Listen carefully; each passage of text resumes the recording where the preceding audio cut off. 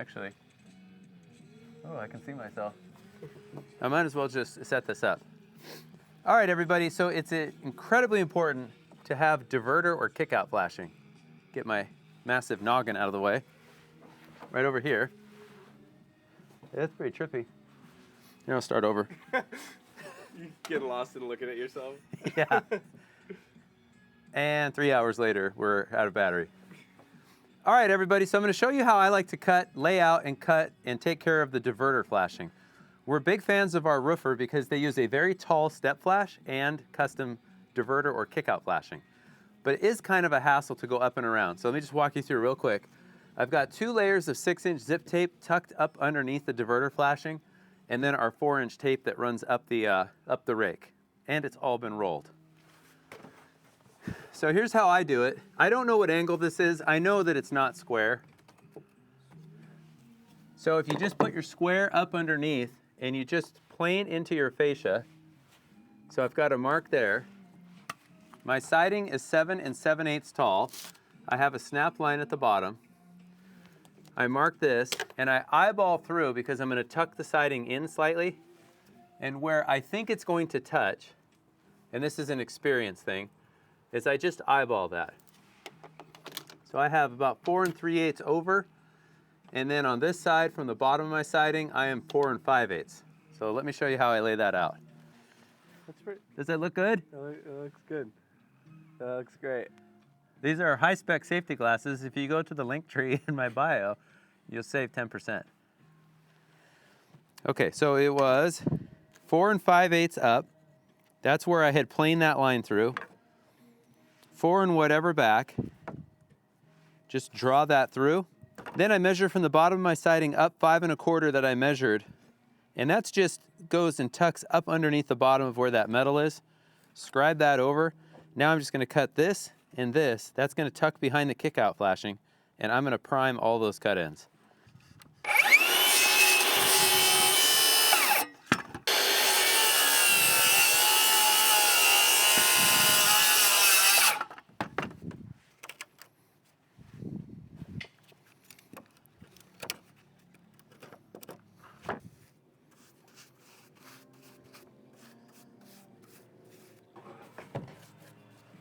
Oh, that is like money, as new Kyle would say. Okay, go ahead and let your side down a hair. All right, I'm going to gap it slightly for the people that are going to whine.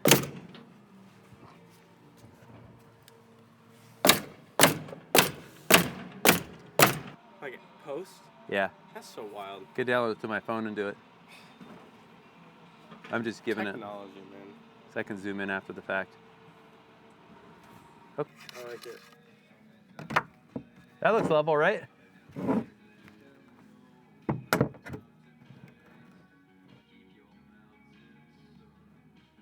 Okay, I'm going to put just a little bit of tension on it.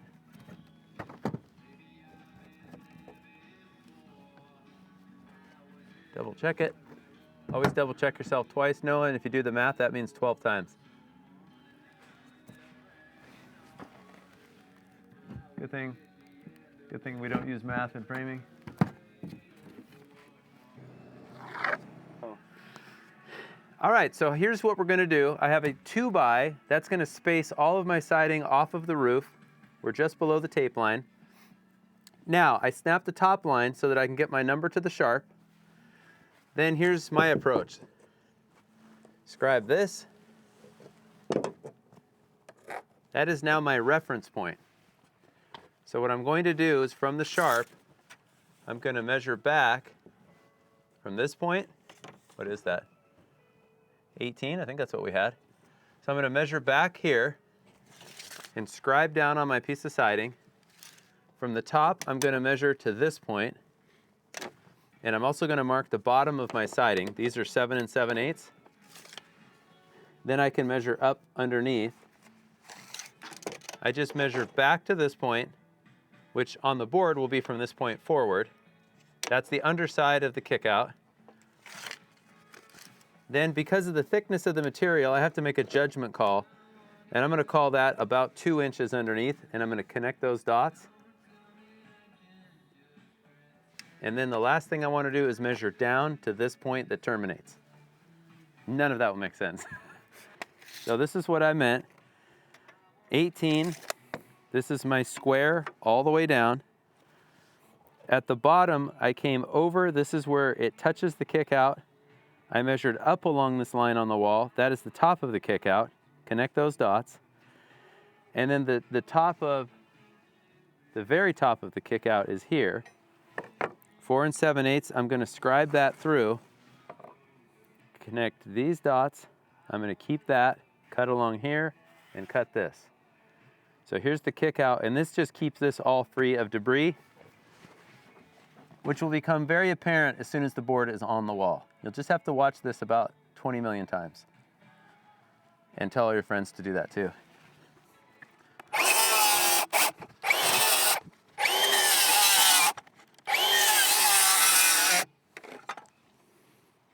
Okay, I think that was actually pretty good.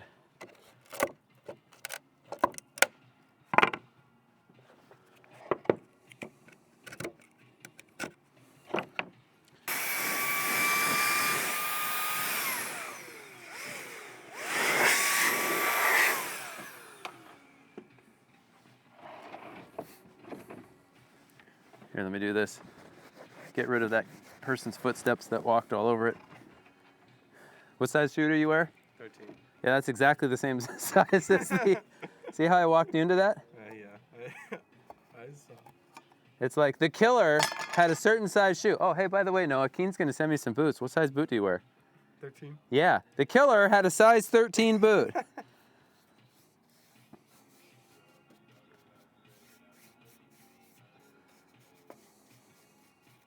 I mean, if it's going on the record, size 15. Yeah, that's why if the killer had like a size 20 shoe, they're like, okay, where was Shaquille O'Neal at the time of this crime? Do you know who Shaquille O'Neal is? Of course I know who Shaquille O'Neal is. He's awesome. Okay, and we always prime this side as well so that everybody knows from the street that we had primed the cut ends. Okay.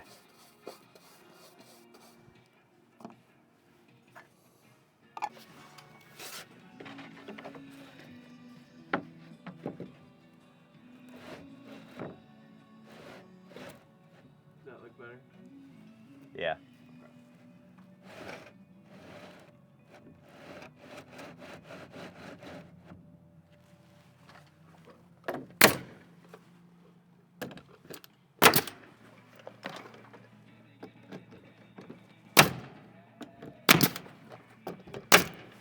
Okay, that is definitely good enough. Yeah, that's fine. We're gonna, once that's all, Hey, top of the, is 10:08 and 72 seconds.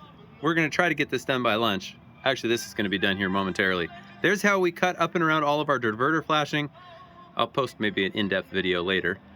We used to cut back down the diverter flashing and up, or the kick-out flashing, that's what I like to say. Instead, a couple years back, I was like, hey, let's just go straight across. And that way, if any debris gets in there, well then it's not gonna rot anything. Also, we have double layers of tape behind there. So no debris is going to rot anything here. Or if you're a snob, you probably say debris. Hey Noah, spell debris.